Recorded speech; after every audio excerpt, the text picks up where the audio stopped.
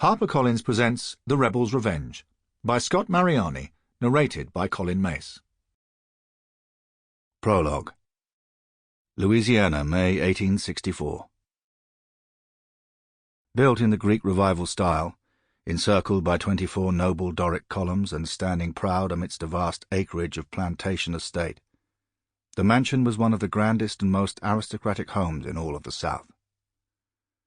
Its dozens of reception rooms, not to mention the splendid ballroom, had hosted some of Clovis Parish's most celebrated social events of the 40 years since its construction, positioning Athenian Oaks, as the property was named, at the very centre of the region's high society.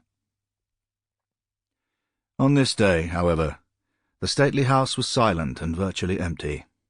Deep within its labyrinthine corridors, a very secret and important meeting was taking place.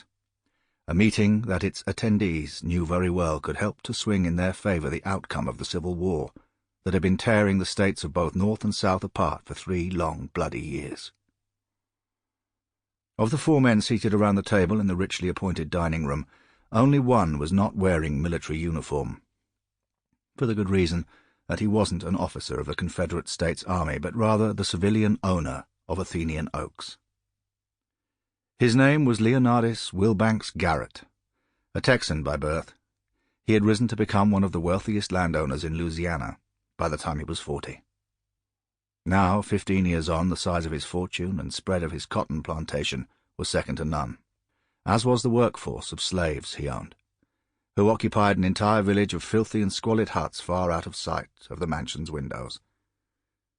But it was by virtue of L.W. Garrett's renown as a physician and scientist, rather than his acumen for commerce, that the 3 high-ranking Confederate officers had made the journey to Clovis Parish to consult him. For this special occasion, they were majestically decked out in full-dress uniform, gleaming with gold braid. The most senior man present wore the insignia of a general of the CSA. He had lost an eye at the Second Battle of Bull Run, and wore a patch over his scarred socket.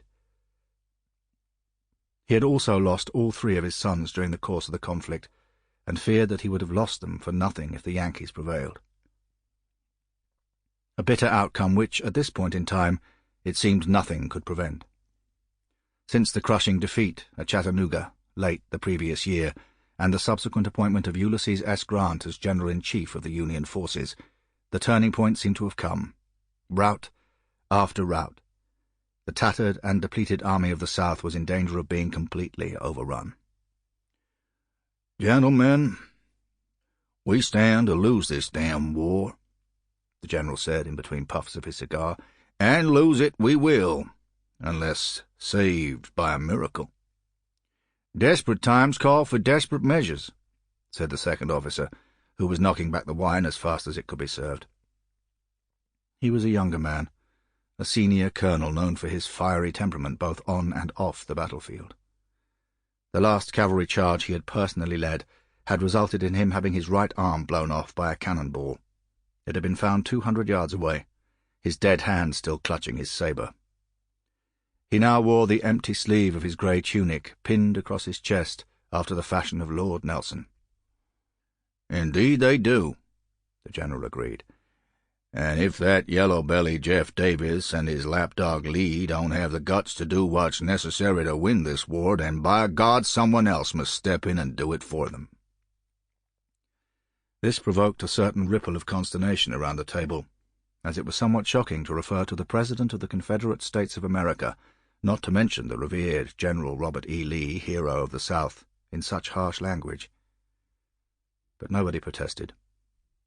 The facts of the matter were plain. The dreadful prospect of a Union victory was looming large on the horizon. Leonidas Garrett, whose business empire stood to be devastated if a victorious Abraham Lincoln acted on his promise to liberate all slaves in North America, dreaded it as much as anyone. After another toke on his cigar and a quaff of wine, the general leaned towards Garrett and fixed him with his one steely eye.